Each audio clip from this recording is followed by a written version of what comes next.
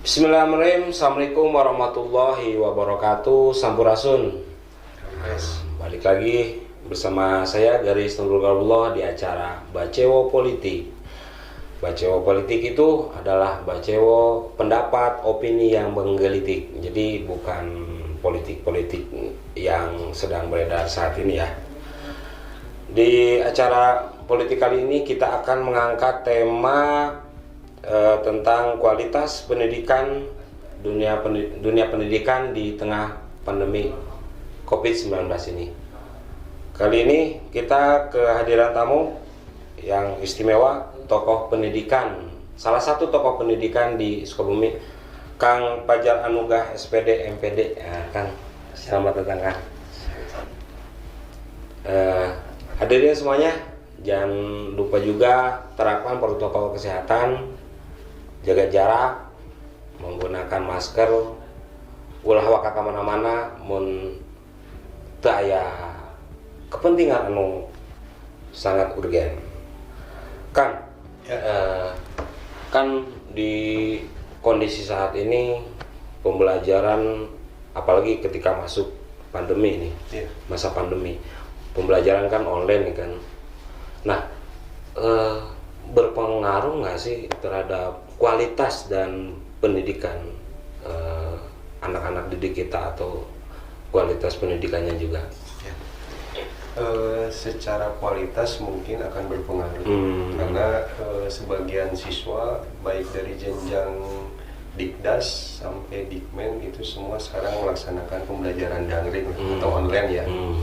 Dan itu sudah hampir sekitar 8 bulan karena dari semenjak diumumkan oleh Pak Gubernur sekitar bulan Maret itu otomatis seluruh sekolah yang ada di Jawa Barat termasuk mungkin juga di Indonesia itu melaksanakan pembelajaran daring. Itu akan berbeda jelas ketika siswa belajar tatap muka di sekolah, di kelas dengan pembelajaran daring. Ada nilai-nilai kehadiran guru yang memang tidak bisa dilaksanakan secara daring karena mungkin untuk daring sifatnya terbatas, hanya transfer knowledge atau ilmu pengetahuan saja. Tapi untuk anak didik kita, para peserta didik kita itu tidak hanya sebatas itu saja. Perlu adanya pembinaan pendidikan karakter, terus akhlak karimah yang memang itu harus dilaksanakan secara tatap muka. Nah mungkin nilai-nilai itu yang hilang sekarang dengan dilaksanakannya proses pembelajaran secara daring. Artinya berpengaruh secara kualitas, secara karakter pasti jauh akan berpengaruh dengan proses pembelajaran tatap muka. Bisa dianggap menurun atau mungkin? Bisa saja dianggap menurun dan karena dari segala aspek kita semua sekarang dibatasi gitu. Termasuk pembelajaran daring kan itu dibatasi. Artinya tidak sebebas dulu kita dalam keadaan normal semua melaksanakan pembelajaran tatap muka di kelas, ada ceramah dan ada diskusi, ada tanya jawab yang memang berbeda sekali dengan proses tatap muka dengan dilakukan daring. Apalagi sekarang termasuk waktunya pun dibatasi. Yang tadinya untuk proses pembelajaran misalkan dari pukul 7 sampai pukul 13 ataupun untuk SMK SMA sampai pukul 15.30, sekarang hanya diperbolehkan 4 jam pembelajaran secara online. Jadi belum bisa dilaksanakan secara maksimal. Belum pengawasannya sendiri juga. Ini ya, tentu harus lebih nge-push lagi Pak ya. Iya, berarti harus setiap guru harus lebih ekstra memantau, mengontrol seluruh peserta didiknya, apalagi yang di jenjang pendidikan dasar mungkin harus punya ekstra lebih gitu. Karena beda dengan Dikmen, karena Dikmen kan sudah mulai remaja menuju dewasa, tapi bidang yang Dikdas mungkin perlu ekstra lebih gurunya untuk lebih mengawasi dan mengontrol para peserta didiknya. Belum peserta didiknya satu sama lain tuh walau banyak hari online kemarin pas Mungkin saja kalau untuk yang angkatan sekarang, angkatan COVID berarti ya. ya bisa dibilang angkatan COVID, walaupun memang sebetulnya agak apa ya, miris lah kalau mereka distigmakan seperti itu gitu. Jadi memang yang angkatan sekarang mungkin antara satu sama lain belum tentu bisa saling mengenal, terbatas hanya di media online saja lewat laptop atau gadget. Tapi mungkin suatu saat kalau kondisi sudah normal, mudah-mudahan dalam waktu dekat akhir 2020 atau awal 2021 sudah ditemukan vaksinnya, mungkin insya Allah kita bisa melaksanakan pembelajaran tatap muka lagi. Ya. Pan pami balai itu mah sememeh aya COVID kan aya mosulan, aya dikerjain heula, pengenalan heula. Aya mah boro-boro wae rupanya rek. Paling ge jadi tawuran oge bener tawuran online.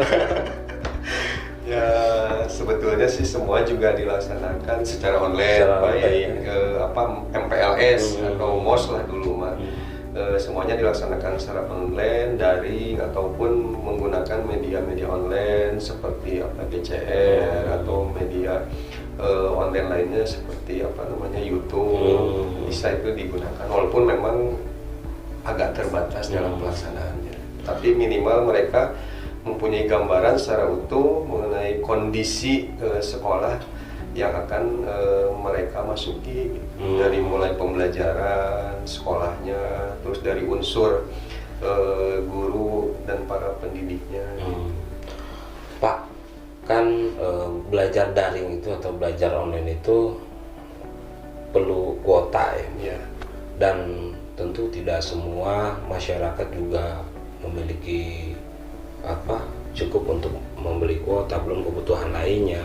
Kemudian ada yang sebagian nggak punya laptop, bahkan ada yang harus minjem ke tetangga gitu kan. Ini seperti apa nih Pak menanggapi? Saya melihat kenyataan di lapangan yang disampaikan tadi betul.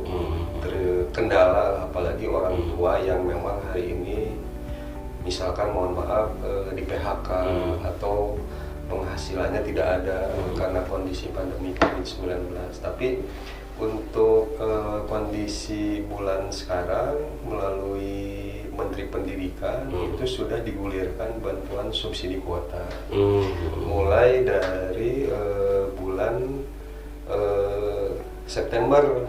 Jadi setiap siswa itu dibantu subsidi kuota itu sebesar 35 GB selama 4 bulan ya. Dan untuk gurunya itu sekitar 45 GB selama kurang lebih 4 bulan. Dan khusus untuk Provinsi Jawa Barat itu dibantu juga dari gubernur, ada subsidi bantuan salah satu provider juga yang artinya memang membantu pengadaan kuota internet. Jadi sebetulnya siswa semua termasuk lembaga-lembaga pendidikan bisa memanfaatkan bantuan itu dengan cara mendaftarkan seluruh nomor HP peserta didiknya ke Dapodik di sekolahnya masing-masing. Melalui sekolah berarti? Melalui sekolah didaftarkan melalui Dapodik untuk diproses di Kementerian Pendidikan. Mami abdi tiasa tuh Pak ngajukan ke Dapodik. Ya, kuota gratis. Gitu. Kena diajar deh. Kena UID kamu. Pak kan tapi di setiap daerah jaringan pasti nggak sama Pak ya. Ada nggak sih laporan-laporan bahwa sulit jaringan nih atau terkendala HSSI-nya lah jadi terkendala pembelajaran teh untuk berjalan atau maksimal. Terjadi di lapangan kalau memang yang memang daerahnya terpencil, ada di pinggir kota atau daerah perkampungan itu terkendala sebetulnya walaupun sudah dibantu oleh pemerintah dengan subsidi kuota karena memang keterbatasan jaringan internet. Itu paling setiap lembaga pendidikan mengadakan yang namanya home visit untuk memastikan kepada seluruh siswanya agar tidak tertinggal pembelajarannya.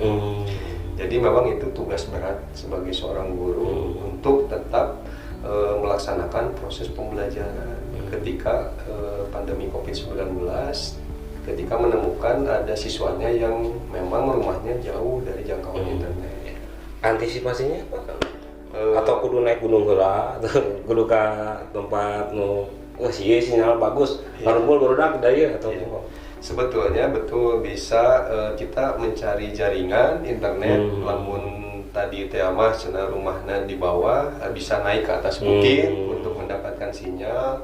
Tapi saya melihat untuk di lapangan khusus untuk Dikdas ya sekolah dasar itu biasanya gurunya melaksanakan home visit, datang ke rumah-rumahnya ya, untuk memastikan si siswanya melaksanakan proses pembelajaran. Jadi jangan sampai tertinggal karena masalah jaringan internet, sementara siswa yang lainnya sudah melaksanakan, yang tadi tidak punya jaringan tertinggal.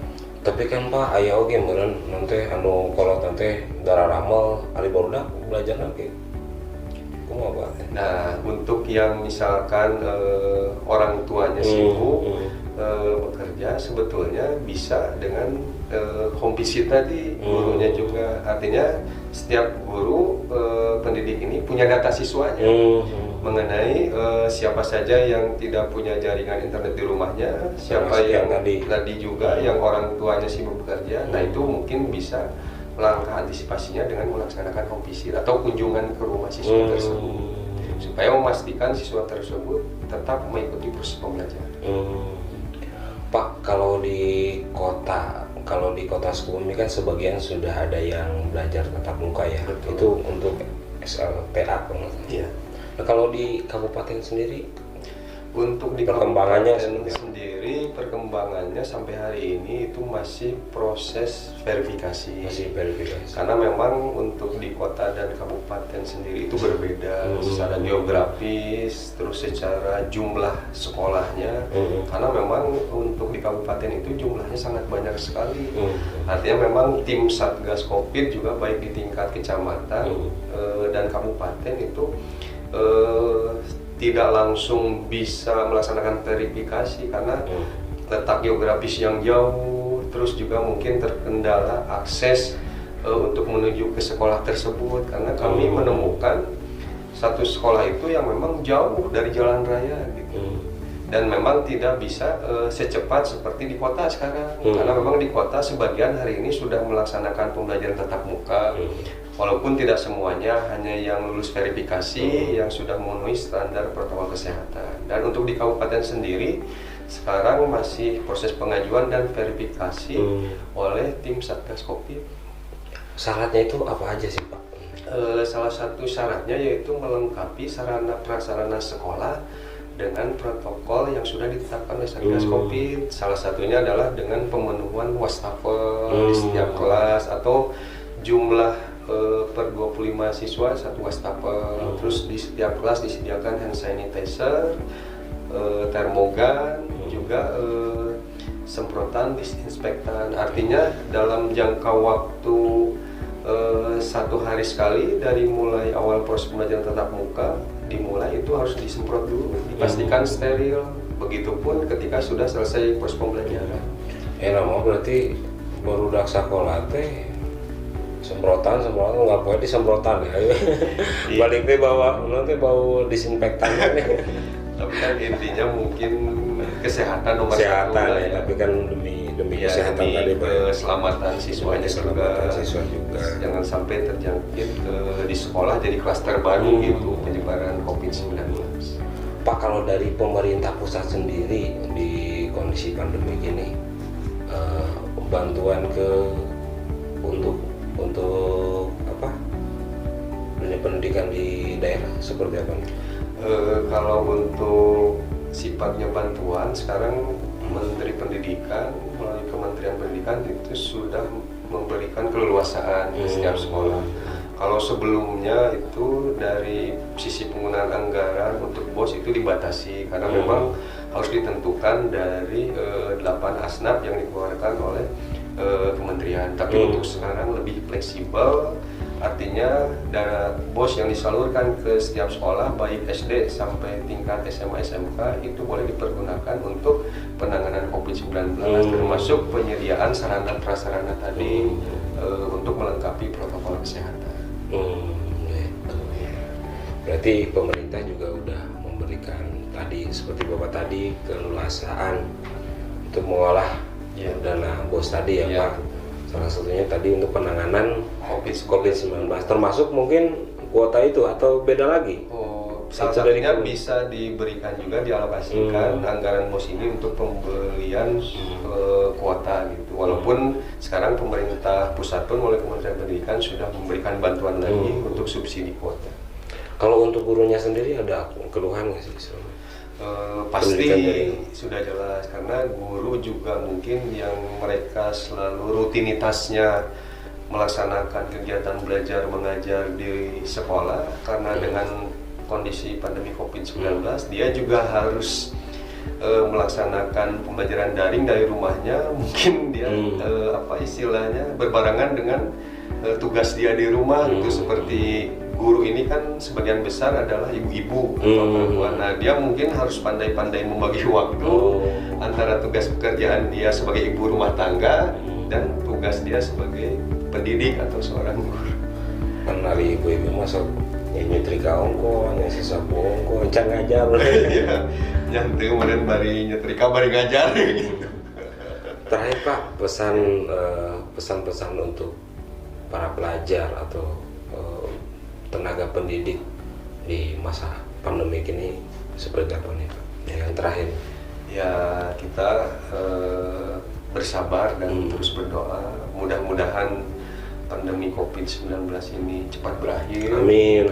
Karena memang kita sudah sekian lama, sekitar 8 di rumah, mungkin ada anak-anak kita, siswa kita juga kangen, rindu dengan kondisi sekolahnya seperti normal sebelumnya, termasuk juga para gurunya yang memang secara kapasitas proses pembelajarannya supaya lebih maksimal bisa dilaksanakan tatap muka lagi di sana. Itu saja. Dan tetap menjaga protokol kesehatan karena itu penting sekali. Oke, alhamdulillah Bacewo Politik kali ini sudah berakhir. Mudah-mudahan apa yang disampaikan bermanfaat untuk kita semua. Jangan lupa jalankan protokol kesehatan, jaga jarak, rajin cuci tangan, dan menggunakan masker. Mohon maaf jika ada salah-salah kata. Wabillahi, wassalamualaikum warahmatullahi wabarakatuh. Terima kasih Pak, atur nuhun bisa bersama.